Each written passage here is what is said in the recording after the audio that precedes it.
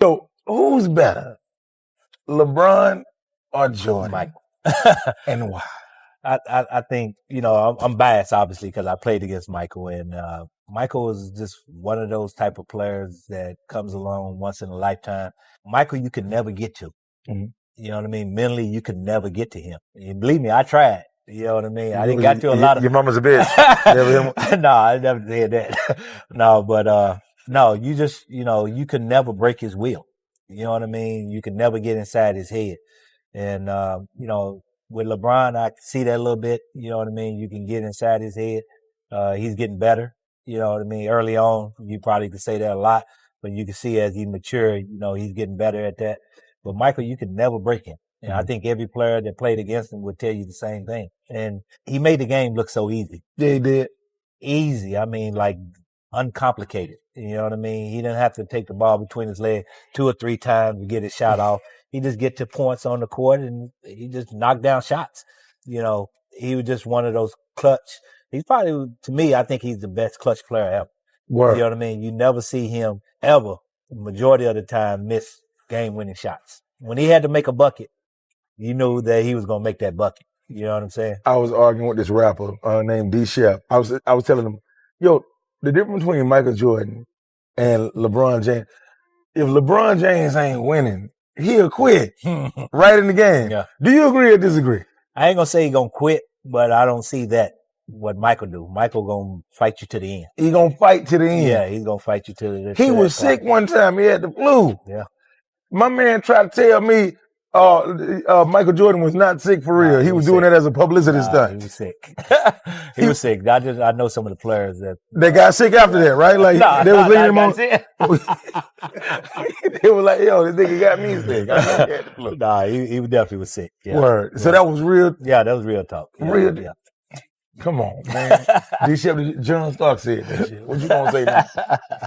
Who was the most competitive team you ever played against, man? Was it the Pacers, the Heat, or? Man, we had so many back then. You know what I mean? Obviously, Chicago, Indiana, definitely, because the way they played, it was similar to our style. They had, inside out game the same way we played. And, we used to hate that. You know what I mean? You hate to play against a team that's similar to you. But, I would say Chicago was probably one of the most competitive teams that we played against. There are compliments that don't come with applause. They don't trend. They don't go viral. They sit in the quiet and hit harder than any standing ovation ever could. And sometimes the real truth about greatness doesn't come from fans or analysts. It comes from a guy who tried to take you out and failed. That's where this story starts, with a man who went to war with Michael Jordan and walked away different. John Starks wasn't a spectator. He was in the fire. He looked Jordan in the eyes and saw something that still haunts him. No fear, no anger, just certainty. The kind that says, "This ends with me on top." This was before social media debates, before endless GOAT panels. Back then it was raw. New York versus Chicago. Pride versus obsession. And in the middle of that storm was one question Jordan carried like a weapon. Who's stopping me? Knicks versus Bulls wasn't a playoff series. It was a collision of egos and cities.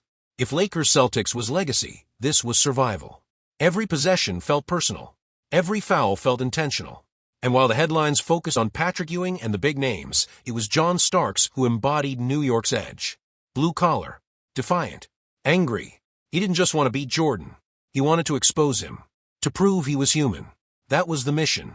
And that's what makes what happened next so brutal. Because Jordan didn't crack.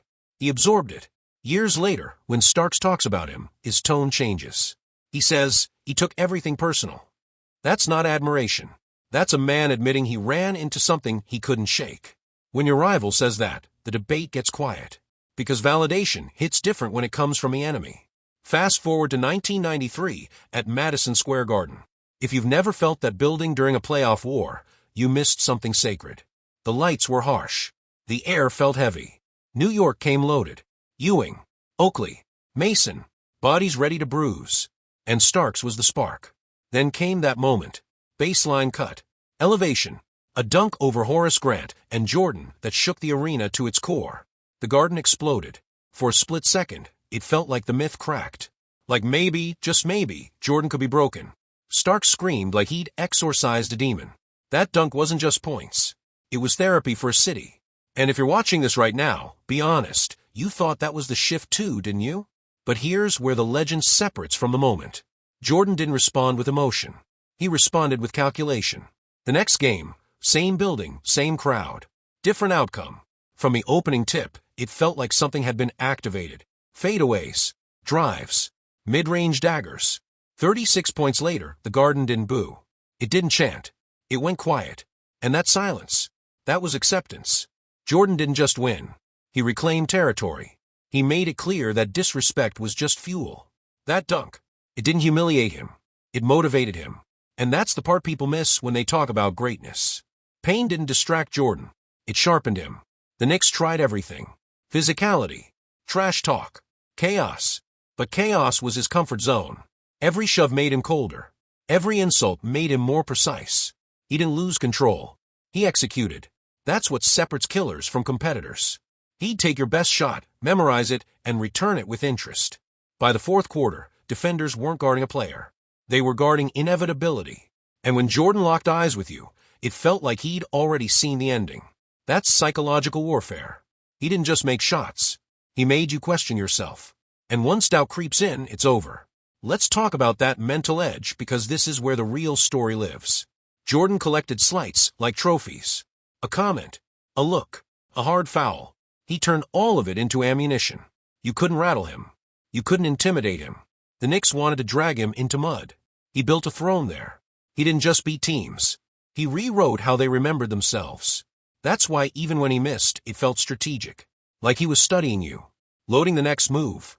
Madison Square Garden wasn't his enemy. It became his stage. He turned boos into background music.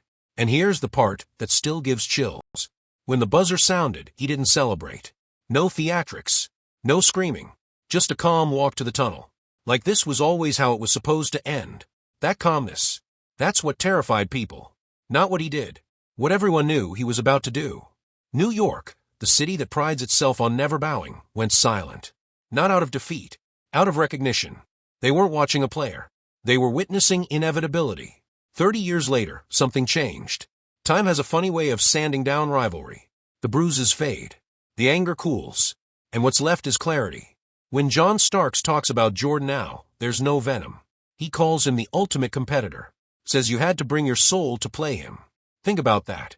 That's not about skill. That's about spirit. Back then, Starks thought Jordan's fire came from arrogance. Now he understands it came from purpose. Jordan wasn't trying to embarrass anyone. He was protecting a standard he built inside himself. And that standard suffocated people. Go watch the footage today. The jumpers still hang in the air like they refuse to age. The fadeaway still looks unfair. But what's aged the most beautifully is the silence after. What used to feel like fear now feels like respect. Starks even smiles about that dunk now. Not because they won. They didn't. But because he knows he stood in front of something historic and survived it. That matters. That's a badge. Because the goal was never to break Jordan. It was to endure him. And that's why this legacy hits different. Michael Jordan didn't just win championships with the Chicago Bulls. He converted rivals. He turned hatred into testimony. Kids who never saw him live still wear 23 like armor. Players today still measure moments against him. That was my Jordan moment. Or worse, he would have made that. That's influence. That's mythology. Every era still revolves around the standard he set. Not just rings. Not just stats. The aura. The refusal to bend. John Starks once tried to take him down. Now he defends him. That's what real legacy does. It turns opponents into historians. It makes the loudest critics the strongest witnesses. Because once you've felt that level of focus, that level of competitive obsession, you don't debate it. You respect it. Jordan didn't just define the 90s. He defined the expectation. He showed that greatness isn't about talent. It's about refusal. Refusal to break. Refusal to accept limits. Refusal to be ordinary. So when people argue eras, when timelines get thrown around, remember this. The man who hated him most now speaks his name with reverence. That's not nostalgia. That's impact. That's a rival admitting, we threw everything at him, and it wasn't enough. When your enemies become your witnesses, the conversation changes. You can debate numbers. You can debate longevity. That's fine. That's what fans do. But spirit? Presence. The ability to walk into Madison Square Garden and make 20,000 people hold their breath? That's different. That's rare. That's eternal. Michael Jordan didn't just play basketball. He became the measuring stick. And every time someone whispers about the next great one, they're still tracing his shadow. So I'll ask you this. If even John Starks, the man who tried to break him, now calls him the greatest, what does that tell you? Drop your take in the comments. Is there ever going to be another force like that? Or was that a once-in-a-lifetime collision between talent and obsession?